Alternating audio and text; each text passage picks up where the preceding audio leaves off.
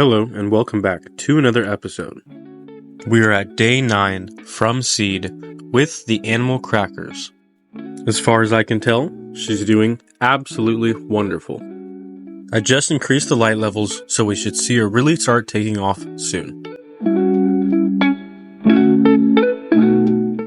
Since the last episode, our Mamacita from Dirty Bird has popped.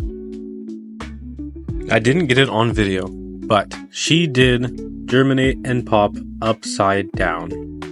Meaning that yes, the taproot was sticking directly out of the soil while the leaves remained underneath. Safe to say that she's probably going to take a few days to come back from this, but that's alright. My goal for this Mamacita is to mainline her and keep her in my small tent.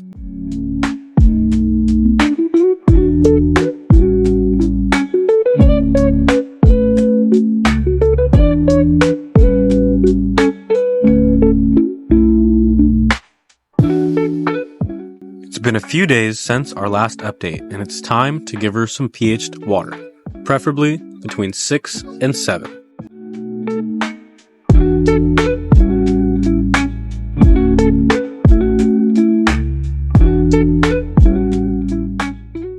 Let's head over and do the same to the Mamacita.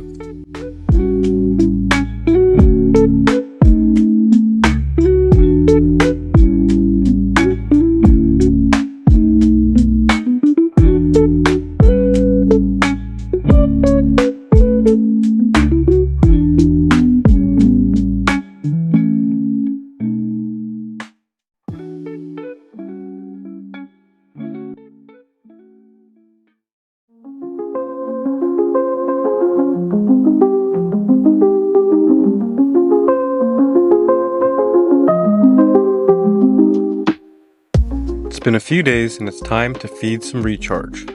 So I figured this is the perfect opportunity to show me aerating, dechlorinating, and pHing my 5-gallon water containers. The natural pH of my tap water sits around 7.0, so I very rarely need to use pH up.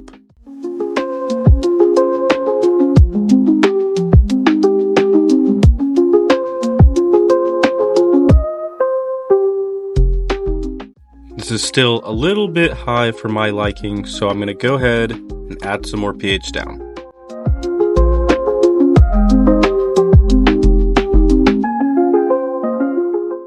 .8 could be suitable for most people, but I like it a little lower.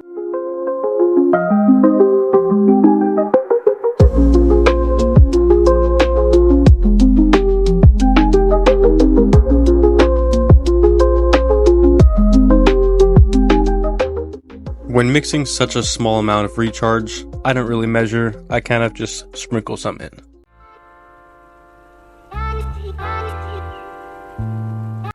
Both plants will be receiving this recharged CalMag solution once a week.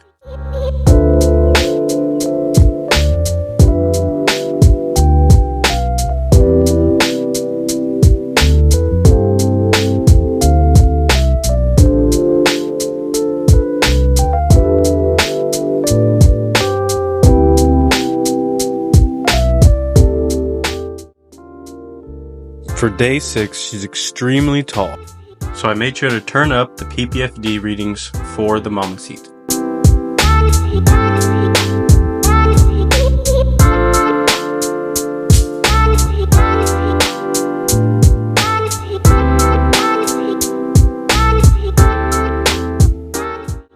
As far as our animal crackers, she's doing amazing. I'm very excited to see how she does in mid to late veg.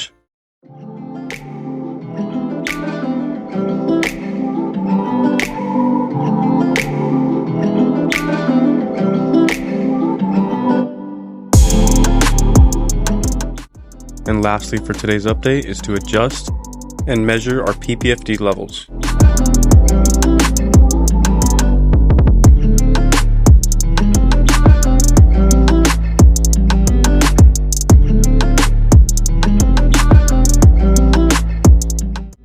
It's about 2 days later, and I made a last-minute decision that I'm going to grow out and scrog both of these plants in the 2x2. I honestly have a lot of projects ahead of me.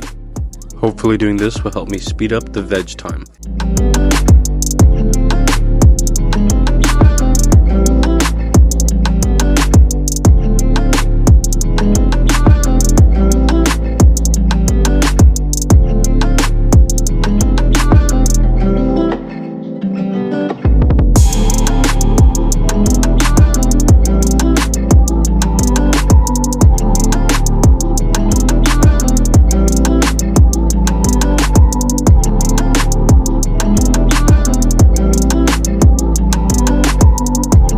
I'll check back with an update in a few days.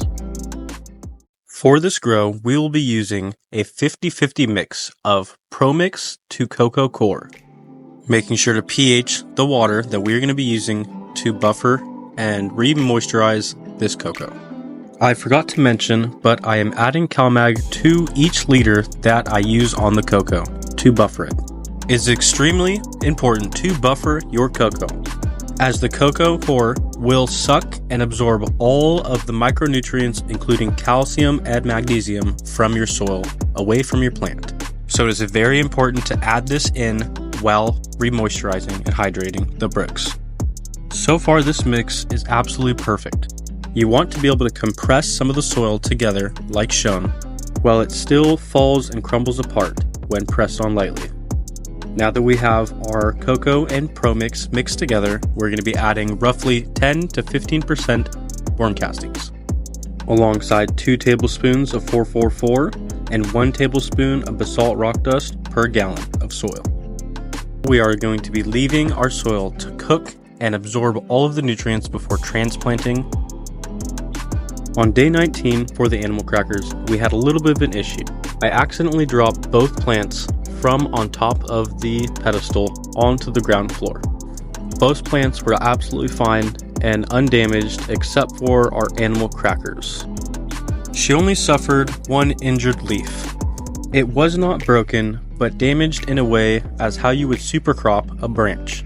The end core fibers were damaged, giving a little bit of slack to the leaf. If anything, it will just make that leaf extremely strong. Now that they're all watered, we'll be back in a few days to do another update. It's been roughly 3 days, and our Mamacita from Dirty Bird has hit 2 weeks old. I already know most of you are probably thinking to just throw this plant away, but as long as she's still alive, I'm gonna keep her in here. If she can just take at least a quarter of my trellis net up, I'll be just fine with that. Sorry for the slow-paced episode. I'm sure you already know, seedlings aren't very exciting. We'll definitely have a lot more going on next episode. But for now, happy 4th of July. Thank you for watching, and we'll see you next time.